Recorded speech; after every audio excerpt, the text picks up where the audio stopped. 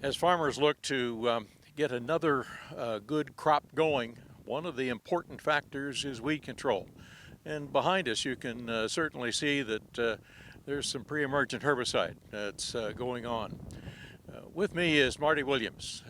Marty is with USDA's Agriculture Research Service, working closely with colleagues at the University of Illinois.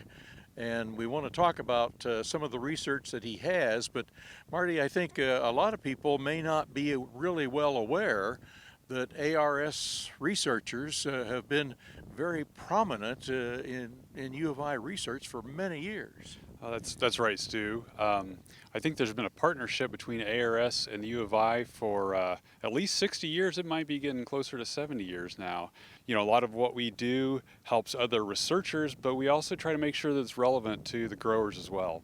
Now, that's something that we want to talk about today, and that's, you had some research that I saw earlier this year that I thought was just fascinating, that a lot of people are going to be thinking about right now.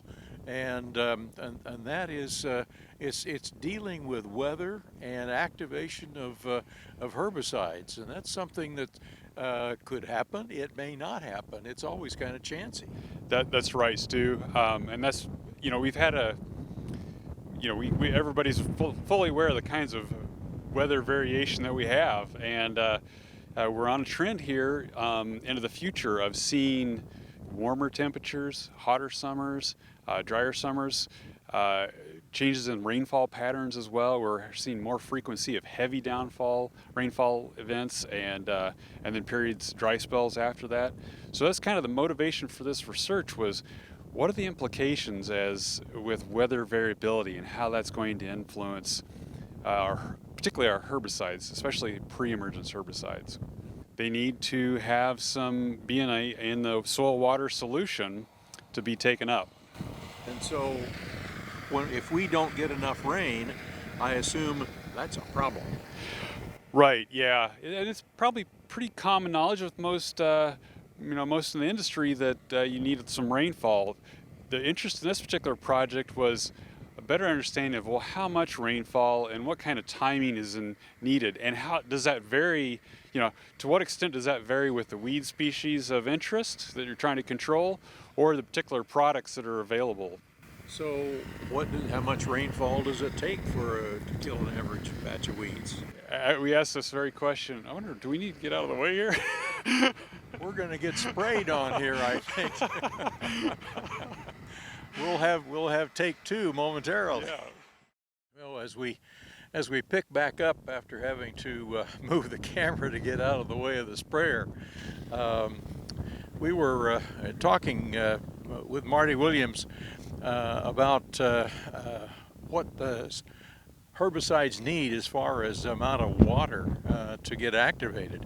And you came up with a couple of different substantial amounts of water to do a good job in activation.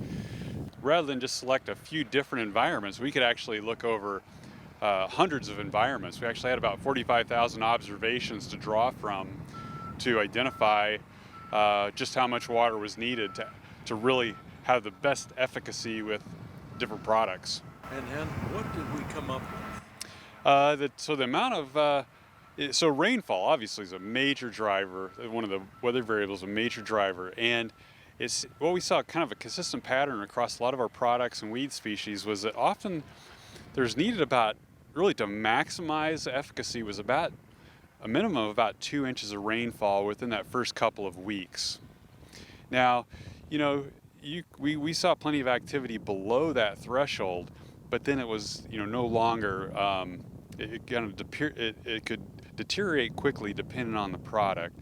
Temperature could also play an important role, and that often was involved at those really low rainfall scenarios. That's where temperature, and there wasn't a consistent pattern whether it was warmer or cooler. It varies very much with the product and the weed species. We appreciate Marty Williams being with us. Marty's a USDA researcher at the University of Illinois.